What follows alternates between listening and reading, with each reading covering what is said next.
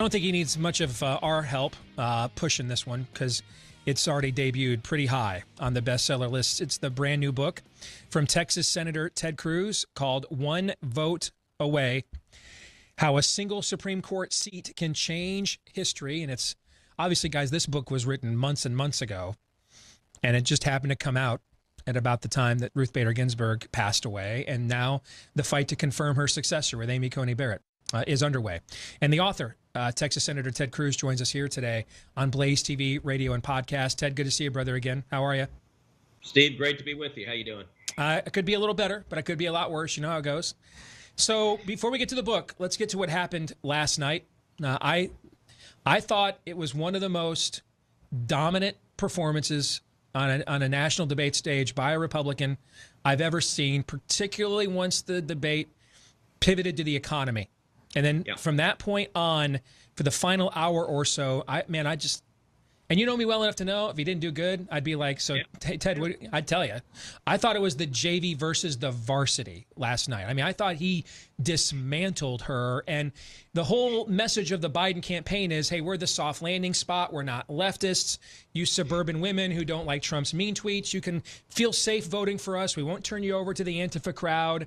You know, and her job was to reassure those voters that she can step in for a guy that probably has dementia. And she did not do that last night. In fact, if anything, I think Mike Pence, his stock went way up last night. What are your thoughts? Yeah, I agree with you. I think the vice president did a terrific job. I think he was calm, he was cool, he was collected. I think he debated on substance, which is what we needed to do. The Democrats want to run away from substance. They don't actually want to engage. I think Pence had very strong moments. The contrast on China was really stark, and I think Pence did very well. I think Kamala did very poorly. I think packing the court, watching Kamala run screaming away from packing the court, and I think the vice president did a really good job of pressing that and pressing that and pressing that and making clear just how radical they are. And not only on substance was there a sharp difference, but I think there was a sharp difference in style and tone. In that Mike was calm, he was measured. Kamala is a talented politician. She can be emotional. She had some good moments, and I don't think as conservatives we should ignore that she had some moments that probably connected with people. But I think a lot of those moments felt very scripted. A lot of those kind of 2-minute riffs, it seemed pretty clear she had practiced them for some time. And in particular, the exchanges she had with him where she would say, I'm speaking. Mm-hmm.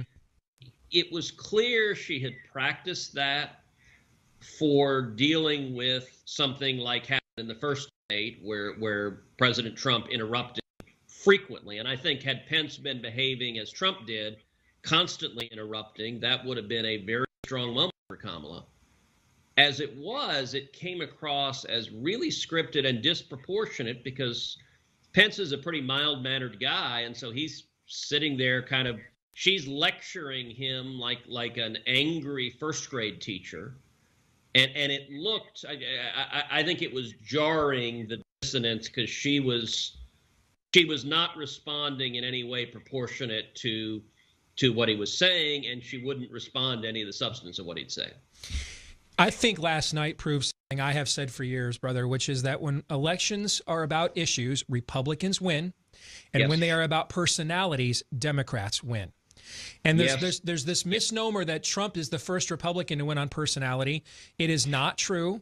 When Trump was running in the primary, he had the same personality. When he was talking about Joyner, nobody cared, Ted. It's when he glommed onto the immigration issue, something now I care about, now I care.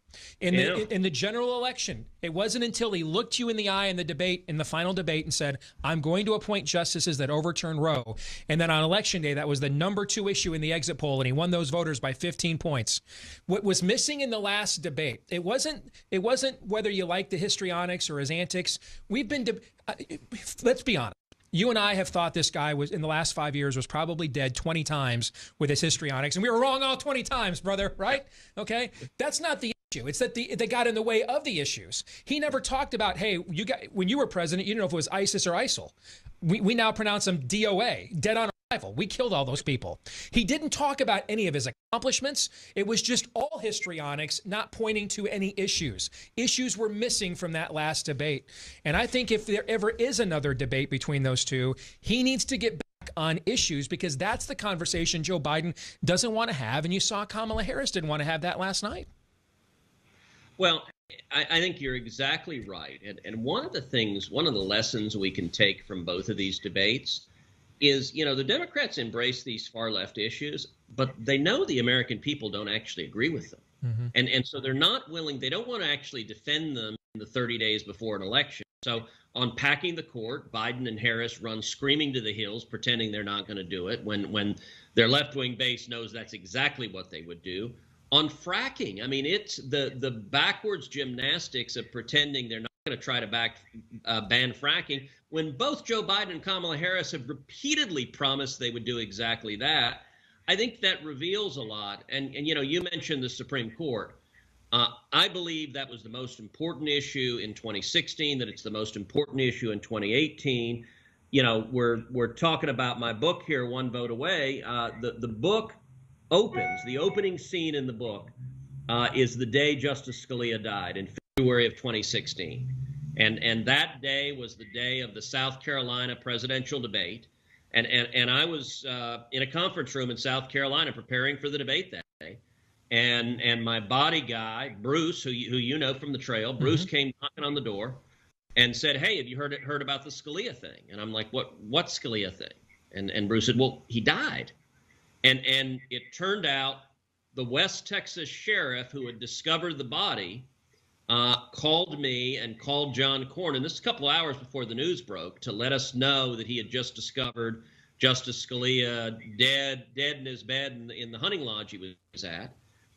And so our entire debate prep session was scrapped, and we spent the entire time talking about what to do on this issue. And the instant the news broke, I came out unequivocally and said, the Senate needs to keep this seat vacant and let the people decide. This is the most important issue in the election.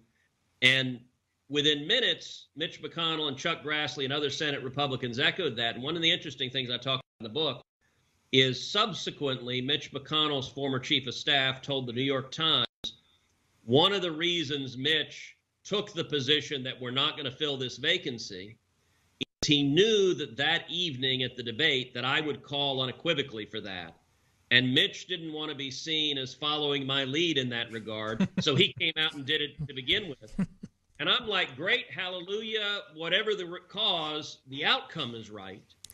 And I believe had Justice Scalia not passed away, Hillary Clinton would be president today. And so you want to talk about ideas having consequences. When it comes to the Constitution and Bill of Rights, the American people want constitutionalists on the court.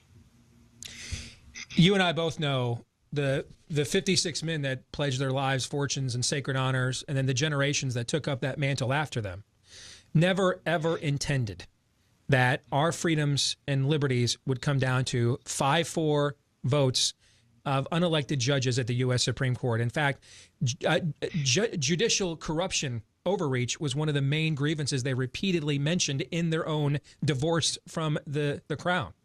But yet, here, unfortunately, we are. And that's just the reality. No matter how much people like me have railed against it, or you have, it is where we are. So give us an idea. What are we one vote away from? Well, sure. The way the book is structured, each chapter addresses a different constitutional liberty. So there's a chapter on free speech. There's a chapter on religious liberty. There's a chapter on the Second Amendment. There's a chapter on democracy and elections. And the book is not academic or abstract or theoretical. It's practical and real world. What I do is take the reader behind the scenes, behind the curtain, into the court to understand what's really going on at the court. Who are the justices, and how do these issues impact me and my family? And the way we do it is that I tell war stories focused on the big landmark decisions of the court, many of which I personally helped litigate. And what is striking in issue after issue after issue, many of the big landmark decisions are 5-4. We're one vote away from losing our fundamental freedoms. You and I both, after the passing of Ruth Bader Ginsburg, beyond just a partisan bent, I made the point, you were one of the few elected officials I saw make this same point. We cannot go into an election that is likely going to end up somewhere in the courts with a deadlocked Supreme Court, because if that means previous appellate decisions stand. So in one district, do these votes count? And in the next district, do they count? You think the civil unrest is bad now. Take the Florida recount and times it by 10 million when we liked each other a lot better back then, and then do it all over the country, right? Do it in Arizona, then do it in Michigan, do it in Wisconsin, do it in Nevada. We don't see that. And I think that is a key point. So what happens if this election goes to the court? Because there's this notion, Ted, that John Roberts has moved left. I don't think that's what it is. I think John, and you know him, I don't, but I think John Roberts views himself as the guy that's holding the extremes of both sides back and putting his thumb on the scale and to try to level the playing field from a decorum stance. That's why he's with us on religious liberty and against us on immigration. Whenever he sees one side's, what he views as extremists, move offensively on an issue, he rallies to stop them from getting their way, because he thinks he's holding back the horde, when I think he's actually incentivizing the dissension all the more by doing this. If I'm right, then what does he do in this scenario when this election ends up in his lap here in a couple of months? Sure. Let me take it one at a time. Let me address sort of litigation and uncertainty in the election, and then let me address John Roberts in particular. On the first piece, there's a whole chapter in the book that is on democracy and elections, and it focuses on Bush versus Gore. So I was part of the legal team that represented George W. Bush in Bush versus Gore. I was at the time, I was a young lawyer. I was working on the presidential campaign, so I was living down in Austin. That's actually where Heidi and I met. We were in cubicles 20 or 30 feet apart down at the campaign headquarters. And if you remember what happened on election night, George W. Bush won, but the results in Florida were very close. And so Al Gore sent in a team of lawyers, and they filed multiple lawsuits challenging the outcome in Florida. And what they did, and this is true, anyone does when you're engaged in a recount, is they were trying to throw out the votes that were counted for George W. Bush, and they were trying to find new votes for Al Gore. And so I flew to Florida. I was in Tallahassee for the entire recount.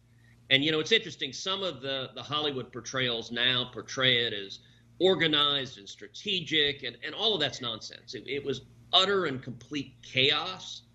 The first 6 days there, I slept 7 hours. And I remember in the war room, we had a whiteboard on the wall. We had a chart of 7 different cases, 7 different lawsuits that were pending, any one of which could cost the presidency of the United States. And the case went twice to the U.S. Supreme Court. So the first time it went to the Supreme Court, we won unanimously, 9-0. Supreme Court agreed that the Florida Supreme Court, which is a partisan Democratic court, got it wrong. They vacated it, sent it back. The second time it went to the Supreme Court on the question of remedy, the final result, the U.S. Supreme Court ruled for us 5-4. By a vote of 5-4, they said, okay, the elections have been counted, the ballots have been counted 4 times. Every single time George W. Bush has won. Enough is enough. Under the law, this election is done. It's over. We had 36 days of uncertainty, of chaos, of the entire country and the entire world not knowing who the next president would be. If you fast forward to now, I think there is a very real possibility this election will be substantially worse than Bush versus Gore. That instead of just one state, Florida, as you suggested, we could see litigation in multiple states. And by the way, we could see litigation from Joe Biden. We could see litigation from Donald Trump. We could see both of them suing, where one wins one state, one wins the other, and they're both suing, trying to overturn those results. And one enormous challenge, and one of the reasons why we've got to get Judge Barrett's confirmation completed before Election Day, is if that seat is vacant and there are just 8 justices in the court, it's possible for the court to divide 4-4. And an evenly divided court has no authority to decide anything. And so, for example, let's suppose Nevada goes... I've got about 90 seconds, by the way, so I just want to let you know. Go ahead. If the courts of appeals are conflicted, a divided Supreme Court can't resolve it. We could see months of chaos. On John Roberts, I'll just say this. I think John Roberts despises Donald Trump on a personal level. And I've been friends with John Roberts 25 years. I think John Roberts has become the new Sandra Day O'Connor. I actually talked quite a bit about John Roberts and Gorsuch and Kavanaugh in the book, One Vote Away. But I think it's hard to find two people more personally antithetical than John Roberts and Donald Trump.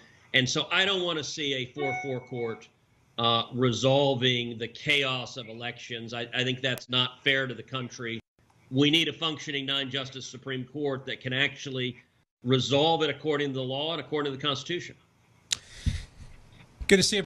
Good luck with the book, but I saw the sales last week. I don't think you're going to need it. I think you got this one. I think you're good on your own. All right. Go on Amazon, Barnes & Noble. We actually made #1 bestseller in the country on Amazon, but the book is, I think, interesting, accessible, and really useful as you're talking with friends and family and addressing all the chaos that's going on. Thanks for joining us, Ted. Congrats on the success with the book. All right. We'll see you later. Take care.